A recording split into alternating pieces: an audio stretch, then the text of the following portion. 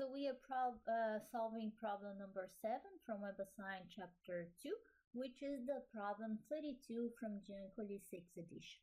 So the problem tells us that we have a car, someone is driving a car, and the speed of this car is 58 kilometers per hour.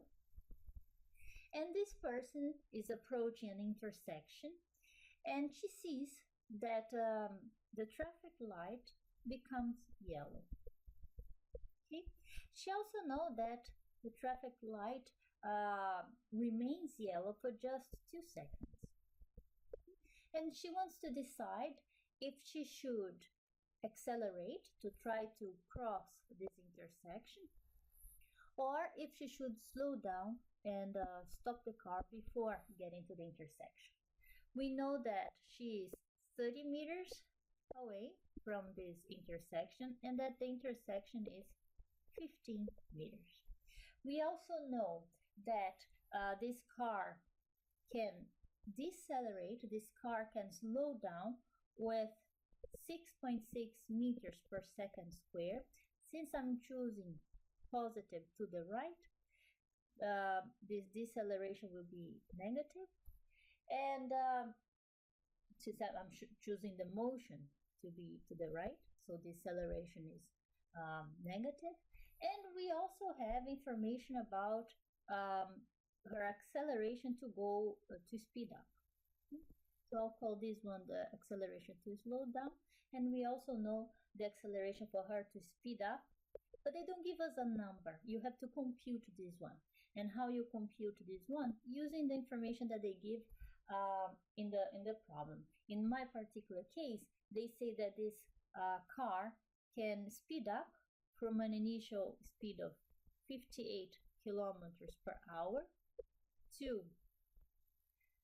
70 kilometers per hour in this interval of 3.6 seconds. So using this final velocity and this initial velocity with this time interval, you can find what is this acceleration to speed up. Okay, very well. Now, what should she do? First question of the problem is, if she hits the brake, how far will she travel before stopping? Okay, so I'll call this A. And how far will she stop if she brakes the car immediately once the traffic light becomes yellow?